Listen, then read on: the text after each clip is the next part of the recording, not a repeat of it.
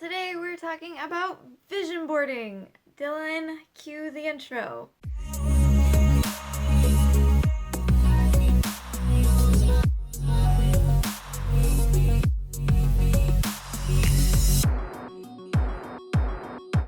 What's up? Welcome to my channel. My name is Alyssa. I'm a writer, editor, full-time 9-to-5 employee, and I am currently building my own publishing company called Kingdom Books. Here on this channel, I talk about mindset, tools, and habits that you need to develop to become a successful entrepreneur. So if that sounds interesting to you, go ahead and consider subscribing. So as I said before, today we're talking about vision boarding. This has been probably the number one coping mechanism I have been using during COVID-19 to keep me in a happy space. And I have noticed a distinct difference from when I'm vision boarding to when I'm not, and how I interact with the people in my home. So this is something that I think is extremely important, because I know I've heard a lot of people say that now is like a time to be really like grounded in the present moment and all that stuff. But I don't know about you. The present moment doesn't feel so nice. I don't want to be grounded in what's going on right now. I would rather look ahead to future opportunities. I want to take this time to plan. I want to get myself set up for the future. And that is my whole intent behind vision boarding. If you can't tell, I am an Enneagram number 3. So not only is it an excellent coping mechanism for COVID, but the thing I really like about vision boarding is that it clarifies the goals that you need to set to make your future happen. This is a topic I've mentioned several times on Instagram, but vision is so important to actually achieving the goals and the things you want to do. If you do not have clear vision, you can't actually even set achievable goals because you have no idea where you're going. And vision boards are a really good way to set that clear vision. It gives you something tangible that you can see every day. It reminds you of your purpose, and it gives you an aspiration that is constantly in your face so that you know what you're working for. So highly recommend creating vision boards if you haven't. A lot of the process that I'm going to talk about, I got it from Sean Evans Daniels. I read her book Believe Bigger, and this was a little like add-on course that I got with it. So she recommends actually creating a vision board for every area of your life that you can envision, as opposed to just like one overall board for everything, which I have been a big fan of because I love sorting things into categories. So far I have made a vision for just like my overall identity, who I want to be in the future. I've made one for my health and fitness. I've made one for fashion. I've made one for travel plans, and I'm going to have more made for my publishing company and for my identity as an author as well, my book, and some other categories too. But since this is a authorpreneur related channel, I'm going to focus on my book 1 today. I actually haven't made it yet. I've had everything cut out, but I haven't made the board yet. So I'm going to do that, and then I'll give a little tour of the finished product at the end. But I want to talk a little bit about the process first, because I've heard from a couple people that sounds like something they'd like to do, but they feel a little lost on where to start. So the first step would be to think about the areas of your life where you have different aspirations and put those down into categories, so that as you're looking through things, you kind of have in your mind, okay, I want stuff related to this topic or this topic.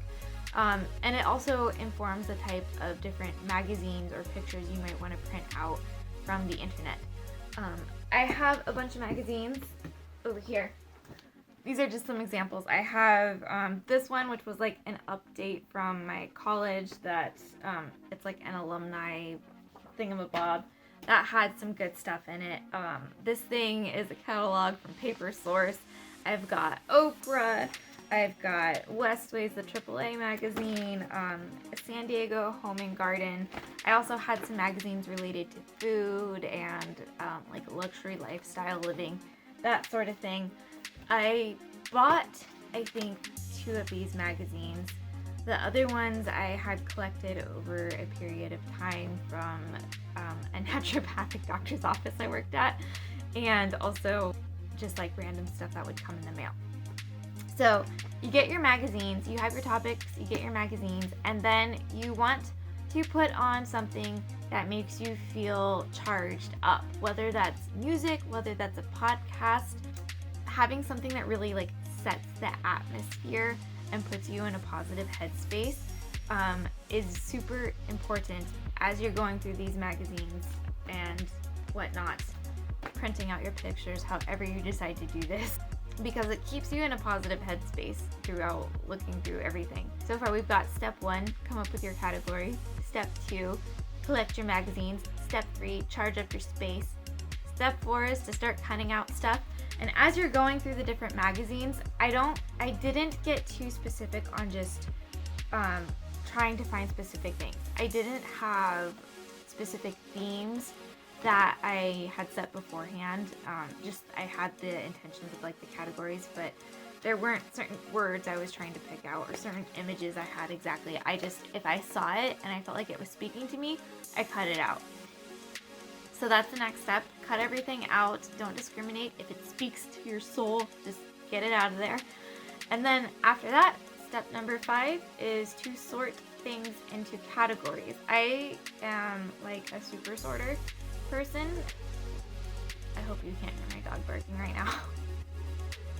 I first sorted everything into words. So I had like a word pile with all of the different phrases I had cut out. I had another pile for different big pictures. And then I had a third pile, I think, with smaller pictures.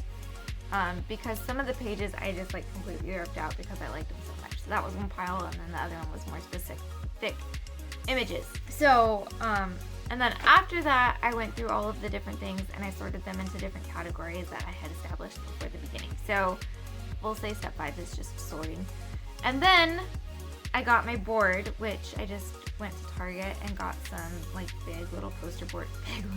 some poster board type things. And yeah, I went through the different words and pictures and I saw what would fit, and the ones that I liked the most that fit stayed. The other ones went in the recycle and the taping and whatnot commenced.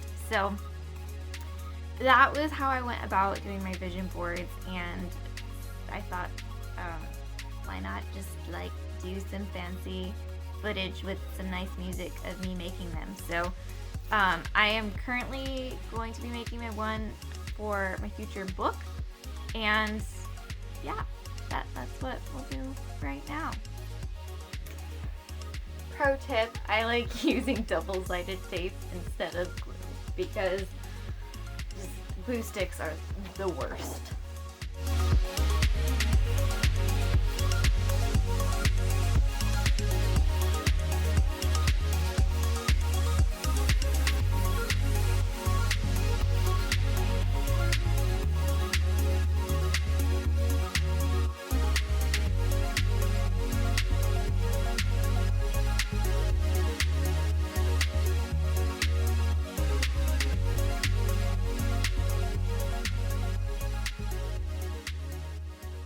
So actually, as I started building this, I noticed that I had a lot of things that pertained more specifically to my publishing company, and they really started jumping out at me as I was going through my pile. So let's see if I can adjust this at all. Can't really. Alright, hold on. Here we go. So this is the basic layout I have for Kingdom Books, my publishing company. This is a vision board I created for it. Nothing is taped down. I had everything over here, everything there, and everything there all in a pile. And as I was going through it, I realized these are the ones that I want for the publishing company. And then these are the ones that stuck out to me for more of like my author writing persona. This is all the stuff that's left over that isn't really standing out to me anymore, or that I just don't have room for on this board. I have my pile of scraps there. I did trim down this stuff quite a bit. So now it's just getting ready to tape it all down. So here is the final vision board. I thought I'd take you through and just do a little tour with it. So at the top here, whoop, everyone has a story. Let us tell yours. This is a publishing company. I want to help people tell their stories. I figured that should be at the very top. Each of these 3 pictures are representative of 3 different office locations that I want to have. I had this initial vision of Kingdom Books kind of being in a triangle across the United States. So those are examples of different offices and views that I would like to have. A big part of this is that I want to be able to hire creators and create jobs for people who are creative, because I know there's so many people out there who have these amazing creative giftings but no way to utilize that in a stable paying job, and I'd like to be a company that helps provide that for people. Found this quote. That is exactly the type of team I want to be surrounded by, because that's amazing. Expansion, imagining together. I am really big into innovation. I want this company to utilize new methods of publishing and be on the forefront, which is why I have Vanguard there, of the whole publishing industry and innovating it. The most powerful person in publishing. It's an aspirational goal, I will admit. It's a little big, but I saw it in a magazine, so why not put it on my vision board? Discover excellence, experience extraordinary, transform lives. That's the kind of impact I want to have with clients that work with me. And I want to produce cover stories. I want it to be world class. And then this is a Bible verse I found in another one of the things. And to me, creativity is a very spiritual experience. And this whole company, this idea for this company came to me while I was in church one day. So I thought it was important to include that on there. So that is my vision board that I just created today. This is my outline for my author one, and I apologize for my carpet. I really need to get something done about that. But yeah. And so far I have, this is the one I did about myself. Ooh, one of the things, I don't know if I mentioned this before, but it's important to put yourself on your vision board.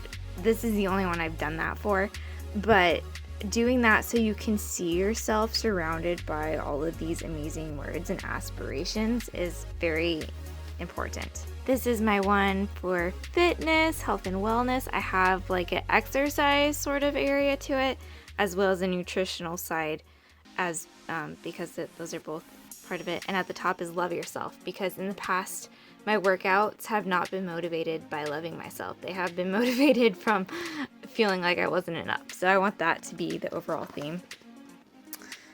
I am currently single. This is not a promotion, but this is the type of marriage that I want to have one day. Again, high expectations. Very high expectations. This is the one I did for style and fashion, and it's sort of the overall look I want. And that is for a special project that I'm not going to talk about yet because it's a secret, but that's the vision board I have so far for it.